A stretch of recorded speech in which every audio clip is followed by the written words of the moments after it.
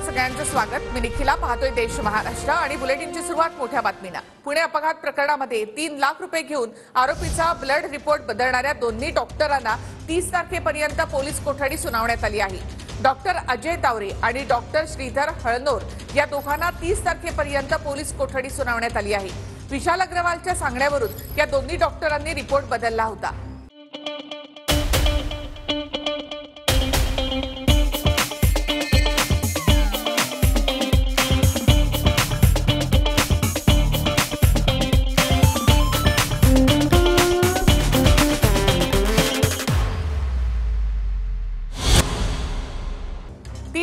Blood sample बदलणाऱ्या डॉक्टरांना 30 तारखेपर्यंत पोलीस कोठडी देण्यात आली आहे। आरोपीच्या ब्लड रिपोर्टमध्ये फेरफार झाल्याचा रिपोर्ट होता। 3 लाखांची लाच घेऊन ससूनच्या डॉक्टरांनी आरोपीचे ब्लड सॅम्पल बदलले। 2 जणांचे जीव गेले। आरोपीचे ब्लड सॅम्पल बदलण्याची डॉक्टरांची किंमत फक्त 3 लाख। ब्लड सॅम्पल बदलणाऱ्या ससूनच्या डॉक्टर अजय तावरे आणि श्रीहरी हळनोरला पोलिसांनी अटक केली। देखिए, उनका काम है अफवाह से गर्मी बढ़ाना और हमारा काम है माहौल को ठंडा रखना। हमारा नेता कैसा हो जो माहौल को रखे ठंडा वैसा हो। अब की बार वी गॉट एयर कूलर का चमत्कार। पुण्याच्या कल्याणनगर भागात पोर्शे कारनं 2 जणांना उडवलं। ससूनमध्ये अल्पवयीन आरोपीचं ब्लड सॅम्पल घेतलं गेलं। अल्पवयीन आरोपीचे वडील विशाल अग्रवालनं डॉक्टर अजय तावरेंशी संपर्क केला। डॉक्टर अजय तावरेच्या सांगण्यावरून डॉक्टर श्रीहरी हळनोरनं ब्लड सॅम्पल बदललं। डॉक्टर श्रीहरी हळनोरनं अल्पवयीन आरोपीचं ब्लड सॅम्पल कचऱ्याच्या डब्यात फेकलं। दुसऱ्या व्यक्तीचं ब्लड सॅम्पल फॉरेन्सिक लॅबला पाठवलं गेलं। अल्पवयीन आरोपीनं मद्यप्राशन केलं नसल्याचा ससून डॉक्टरांचा रिपोर्ट। पोलिसांनी दुसऱ्या सरकारी रुग्णालयात डीएनए चाचणीसाठी अल्पवयीन आरोपीचं दुसरं ब्लड सॅम्पल घेतलं।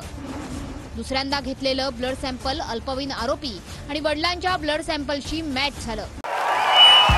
भाइयों बहनों, उनके राज में पावर रहे अनस्टेबल और हम रखे सब स्मूथ और स्टेबल।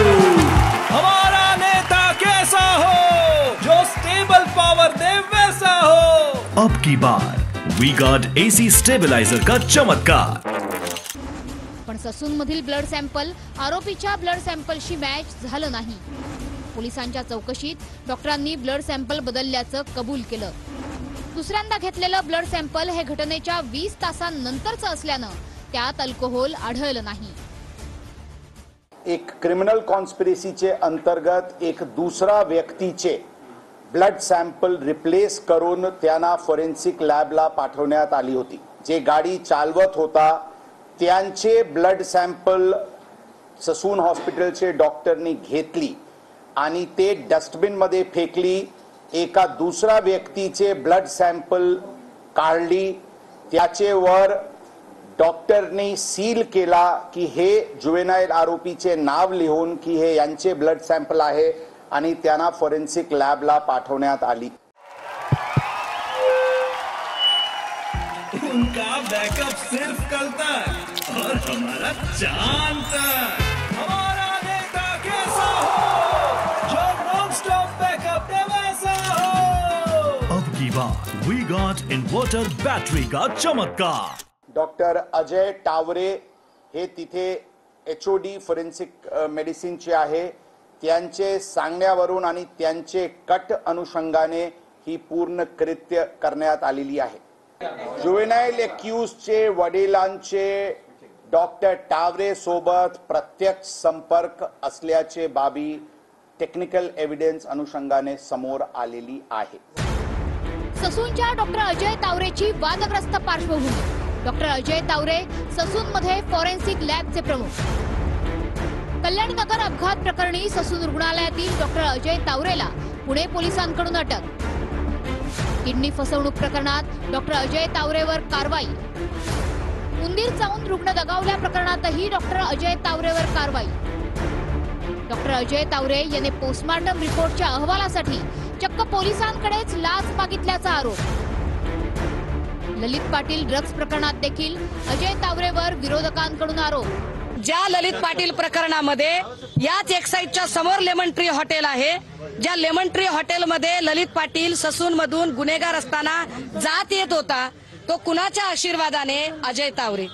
या अजय तावरेचं नाव जेव्हा आम्ही ललित पाटील प्रकरणात घेतलं आणि एक्साईजचा आशीर्वाद आहे असं सांगितलं, त्यावेळेला एक्साईज मिनिस्टर शंभूराज देसाईंनी माझ्यावर अब्रू नुकसानीची केस टाकण्याची भाषा केली, भुसेंनी माझ्यावर अब्रू नुकसानीची केस टाकायची भाषा केली.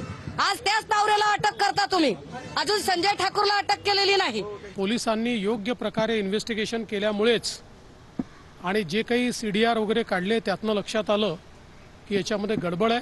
हा जो काही मुलगा होता, जो आरोपित आहे, त्याचे जे रक्ताचे नमुने आहेत ते रिप्लेस करून दुसरे नमुने घेण्यात आले होते, परंतु त्याचे दुसरे नमुने पोलिसांजवळ असल्यामुळे लगेच त्याचा पर्दाफाश करण्यात आला आणि यामध्ये जे डॉक्टर त्याच्यात इन्व्हॉल्ड होते त्यांना देखील अटक करण्यात आलेली आहे.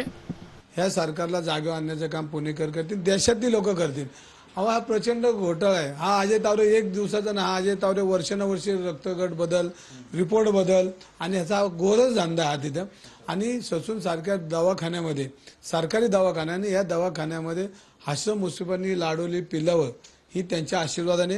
मला तर वाटतं अजय तावरेला कोणाचा फोन आलता ह्या प्रकरणात त्याची चौकशी झाली पाहिजे आणि ह्याच्यामध्ये हसन मुश्रीफांनी राजीनामा दिलाच पाहिजे. आता रवींद्र धंगेकर हे पुण्याचे एक आमदार आहेत आणि मला वाटतं त्यांना स्टंट करण्याची सवय लागलेली आहे. त्यांनी कदाचित माझी माहिती घेतली नसावी. मी आत्ताच मुलाखत दिली आणि सांगितलं की 2 दिवसाच्या आत तुम्ही माफी मागा, मी बदनामीचा दावा दाखल करेन जर माफी मागितली नाही तर.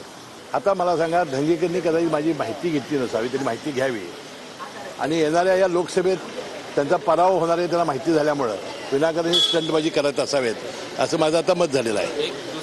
दुसरा, माझे मोबाईल आणि त्या दोन्ही डॉक्टरी मोबाईल तात्काळ पोलिसांनी घ्यावेत आणि CDR तपासून माहिती त्याला द्यावी.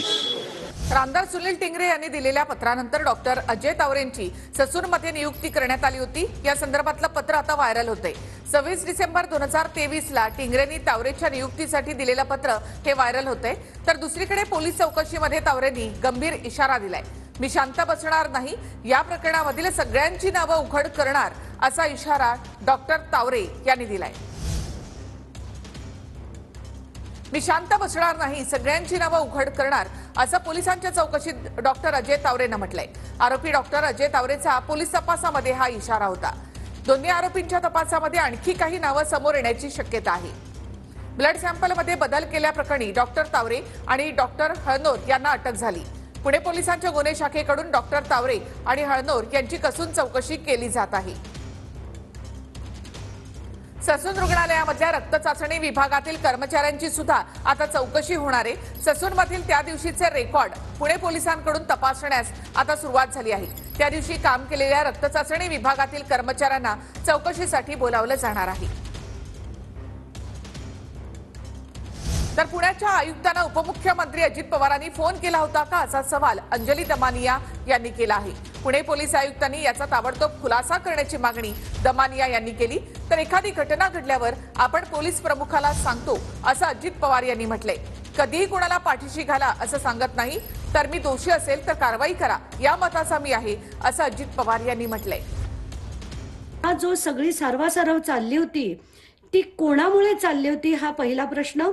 माझा सरळ विचारणा आहे CP पोलीस पुण्याच्या की त्यांनी तात्काळ म्हणजे तात्काळ याच्यावर क्लॅरिफिकेशन द्यावं. जर अजित पवारांनी त्यांना फोन केला होता की नाही हे सांगावं. केला नसेल तर उत्तम, पण केला असेल तर अजित पवारांचा ताबडतोब आज राजीनामा घेतलाच पाहिजे. CMनी त्यांच्याकडनं राजीनाम्याची मागणी केली पाहिजे आणि फडणवीसांनी सुद्धा त्या अजित पवारांकडनं राजीनामा घेतला पाहिजे.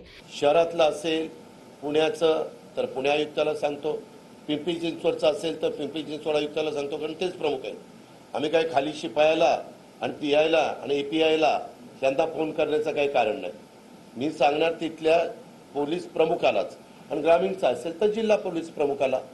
त्याच्यामुळं माझ्या कानावर आल्यानंतर मी सांगितलं, ह्याच्यामध्ये मेन पत्रकार मित्रांनो, तुम्हालाही सगळ्यांना माहिती आहे, अनेक वर्ष तुम्ही मला ओळखता, मी अशा प्रकारच्या कुठल्याही घटना घडल्यानंतर कुणाला पाठीशी घाला असं तर माझ्या कोणी तोंडातनं पण येत नाही. उलट कधी कधी मी म्हणतो तिथं अजित पवार जरी दोषी असेल तर त्याच्यावर कारवाई करा, हे माझे शब्द असतात नेहमी आणि सगळ्या डिपार्टमेंटला माहिती आहे.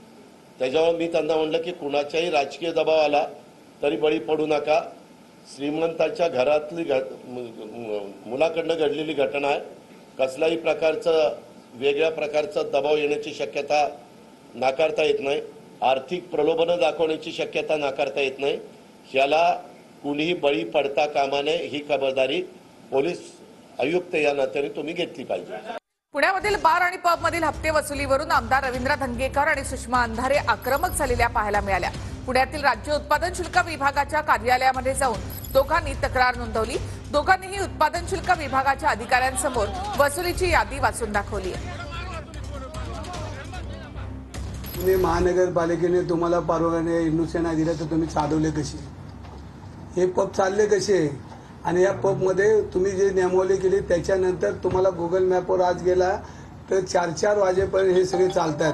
तुम्हाला मनाला काहीतरी एकदा वाटू द्या पुणेकरांसाठी. आणि तुम्ही जे करताय ना हे चुकीचं करताय, हे तुम्हाला आम्ही बोलायला आलोय. आता आम्ही सरळ बोलतो, याच्यापुढे सरळ बोलणार नाही. आमच्यावर काय ॲक्शन पोलिसांनी घ्यायची ते घेऊ द्या, पण याच्यामध्ये आम्ही पुणेकरांना नागरिकांना आमची मुलं नसतीनाबत होऊन देणार नाही. तुम्ही ज्या पद्धतीने हा कारभार करताय ताई, प्रत्येक ठिकाणी यांची वसुलीची यादी ही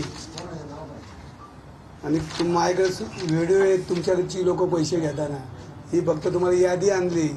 म्हणजे याचा तुम्ही विचार करा की आमचं काम किती व्यवस्थित चाललंय.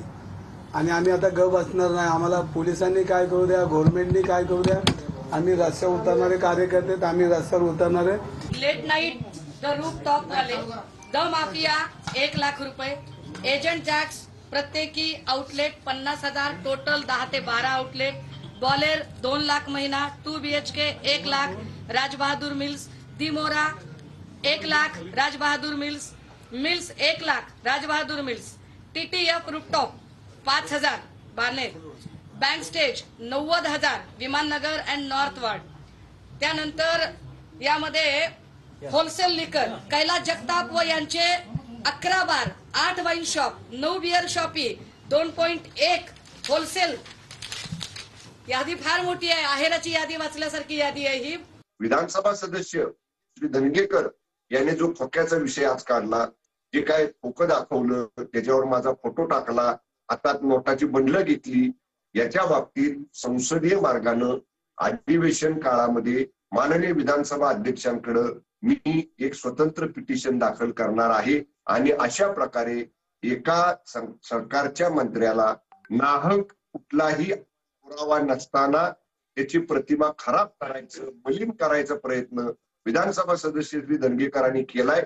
या बाबतीतलं पिटिशन लवकरच माननीय विधानसभा अध्यक्षांच्या कोर्टात मी दाखल करणार आहे. सरकारच्या मुख्यमंत्री पदाबाबत शरद पवारांनी केलेलं वक्तव्य धादांत खोटं असल्याचा दावा अजित पवारांनी केलाय. पक्ष फुटला असता हे शरद पवारांचं वक्तव्य खोटं आहे असं अजित पवार म्हणाले.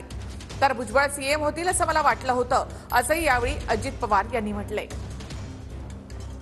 मुख्यमंत्री ते कोण चालवणार त्याच्यामध्ये याचा विचार आम्ही करत असताना अजितदादांचं नाव तेव्हा नव्हतं. अजितदादा त्यावेळी इंजिनियर होते.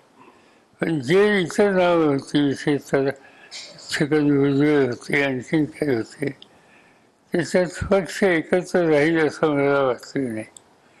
त्यांची निवड केली असती तर पक्ष एकत्र राहिला नसता. आज नाही, उद्या, लगेचच्या लगेच नाही. आणि त्याचा फायदा स्टेबल गव्हर्नमेंट द्यायला आम्ही यशस्वी झालो नसतो. 2004च्या बद्दल मधी पवार साहेबांनी एक स्टेटमेंट केलं की 2004ला जर राष्ट्रवादी काँग्रेस पक्षाचा मुख्यमंत्री केला असता तर पक्ष फुटला असता. दादांत खोटं आहे, दादांत खोटं. मी त्यावेळेस होतो, त्याच्यामध्ये आम्ही सगळेच जण होतो. भुजबळ साहेब होते, प्रफुल्लभाई होते, तटकरे साहेब होते, सगळे आम्ही होतो. उलट आम्हाला वाटत होतं ते करावं. 2004ला मुख्यमंत्रीपद घेतलं असताना तिथपासून नंतर कायम राष्ट्रवादीकडेच मुख्यमंत्रीपद राहिलं असतं. भले कुणीही झाले, भुजबळ साहेब झाले असते, तिथं काय RR पाटील झाले असते किंवा आणखीन कुणी झालं असतं. आणि आता महत्त्वाच्या 25 बातमी आपण पाहूया.